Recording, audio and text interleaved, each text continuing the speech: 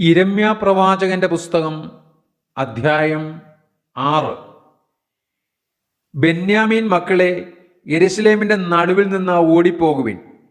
തെക്കോവയിൽ കാഹളമൂതുവിൻ. ബേത്ത് ഹക്കേരേമിൽ ഒരു തീക്കുറി ഉയർത്തുവിൻ. വടക്കുനിന്ന് അനർത്ഥവും മഹാനാശവും കാണായി വരുന്നു.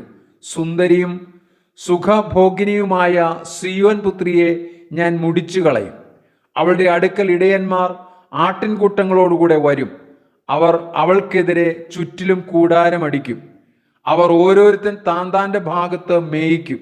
അതിൻ്റെ നേരെ പടയൊരുക്കുവിൻ. എഴുന്നേൽപ്പിൻ, ഉച്ചയ്ക്ക് തന്നെ നമുക്ക് കയറി ചെല്ലാം. അയ്യോ കഷ്ടം, നേരം വൈകി, നിഴൽ നീണ്ടുപോയി. എഴുന്നേൽപ്പിൻ, രാത്രിയിൽ നാം കയറി ചെന്ന് അതിലെ അരമനകളെ നശിപ്പിക്കുക. സൈന്യങ്ങളുടെ യഹോവ ഇപ്രകാരം കൽപ്പിക്കുന്നു: വൃക്ഷം മുറിപ്പിൻ, യെരൂശലേമിന് നേരെ വാടകോരുവിൻ. സന്ദർശിക്കപ്പെടുവാനുള്ള നഗരം ഇതുതന്നെ. അതിൻ്റെ അകം മുഴുവനും പീഡനം നിറഞ്ഞിരിക്കുന്നു. കിണറ്റിൽ പച്ചവെള്ളം നിറഞ്ഞിരിക്കുന്നത് പോലെ അതിലെപ്പോഴും പുതിയ ദുഷ്ടത സംഭവിക്കുന്നു. സാഹസവും കവർച്ചയുമേ അവിടെ കേൾപ്പാനുള്ളൂ. എൻ്റെ മുമ്പിൽ എപ്പോഴും ദീനവും മുറിവും മാത്രമേ ഉള്ളൂ. യെരൂശലേമേ, എൻ്റെ ഉള്ളം നിന്നെ വിട്ടുപിരിയാതെയും ഞാൻ നിന്നെ ശൂന്യവും നിർജ്ജന പ്രദേശവും ആക്കാതെയും ഇരിക്കേണ്ടതിന് ഉപദേശം കൈക്കൊള്ളുക. സൈന്യങ്ങളുടെ യഹോവ ഇപ്രകാരം അരുളിച്ചെയ്യുന്നു: ഇസ്രായേലിന്റെ ശേഷിപ്പിനെ മുന്തിരിപ്പഴം പോലെ അരിച്ചു പറിക്കും. മുന്തിരിപ്പഴം പറിക്കുന്നവനെ പോലെ നിന്റെ കൈ വീണ്ടും വള്ളികളിലേക്ക് നീട്ടുക.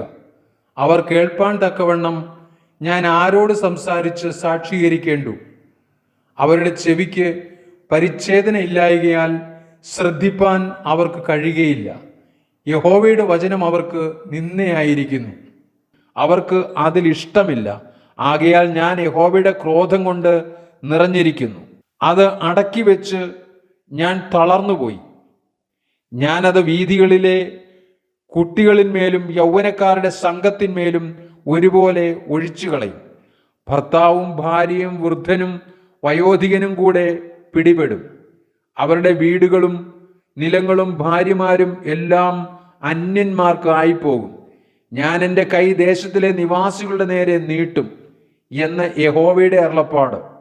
അവരൊക്കെയും ആബാലവൃദ്ധം ദ്രവ്യാഗ്രഹികൾ ആകുന്നു. പ്രവാചകന്മാരും പുരോഹിതന്മാരും ഒരുപോലെ വ്യാജം പ്രവർത്തിക്കുന്നു.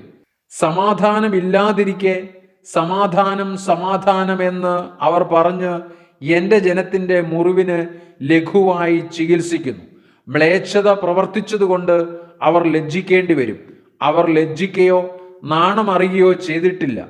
അതുകൊണ്ട് വീഴുന്നവരുടെ ഇടയിൽ അവർ വീണുപോകും. ഞാൻ അവരെ സന്ദർശിക്കുന്ന കാലത്ത് അവർ ഇടറി വീഴും എന്ന് യഹോവയുടെ അരുളപ്പാട്. യഹോവ ഇപ്രകാരം അരുളിച്ചെയ്യുന്നു: നിങ്ങൾ വഴികളിൽ ചെന്ന് നല്ല വഴി ഏതെന്ന് പഴയ പാതകളെ നോക്കി ചോദിച്ച് അതിൽ നടപ്പിൻ. എന്നാൽ നിങ്ങളുടെ മനസ്സിന് വിശ്രാമം ലഭിക്കും. അവരോ ഞങ്ങൾ അതിൽ നടക്കുകയില്ല എന്ന് പറഞ്ഞു. ഞാൻ നിങ്ങൾക്ക് കാവൽക്കാരെ ആക്കി കാഹളനാദം ശ്രദ്ധിപ്പീൻ എന്ന് കൽപ്പിച്ചു. എന്നാൽ അവർ ഞങ്ങൾ ശ്രദ്ധിക്കുകയില്ല എന്ന് പറഞ്ഞു. അതുകൊണ്ട് ജാതികളെ കേൾപ്പീൻ, സഭയെ അവരുടെ ഇടയിൽ നടക്കുന്നത് അറിഞ്ഞുകൊള്ളുക. ഭൂമിയെ കേൾക്ക. ഈ ജനം എൻ്റെ വചനങ്ങളെ ശ്രദ്ധിക്കാതെ എൻ്റെ ന്യായപ്രമാണത്തെ നിരസിച്ചു കളഞ്ഞതുകൊണ്ട് ഞാൻ അവരുടെ വിചാരങ്ങളുടെ ഫലമായി അനർത്ഥം അവരുടെ മേൽ വരുത്തും. ശെബയിൽ നിന്ന് കുന്തിരിക്കവും ദൂരദേശത്തു നിന്ന് വയമ്പും എനിക്ക് കൊണ്ടുവരുന്നത് എന്തിന്?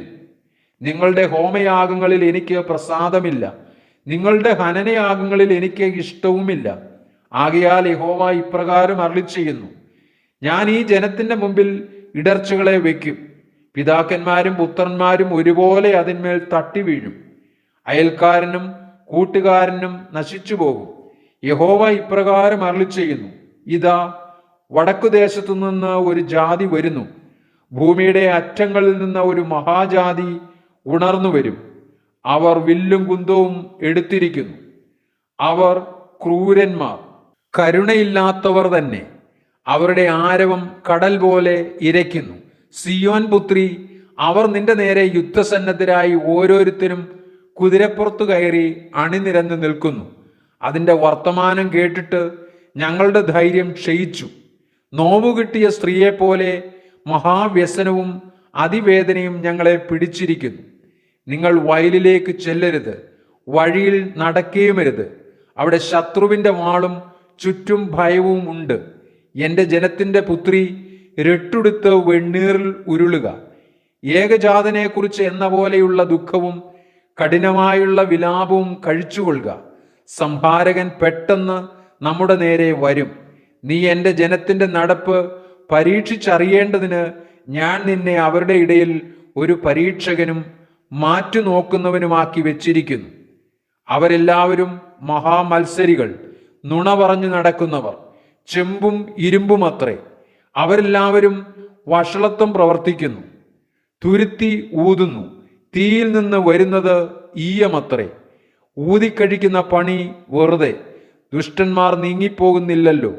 യഹോവ അവരെ ത്യജിച്ചു കളഞ്ഞതുകൊണ്ട് അവർക്ക് കറക്കൻ വെള്ളി എന്ന് പേരാകും.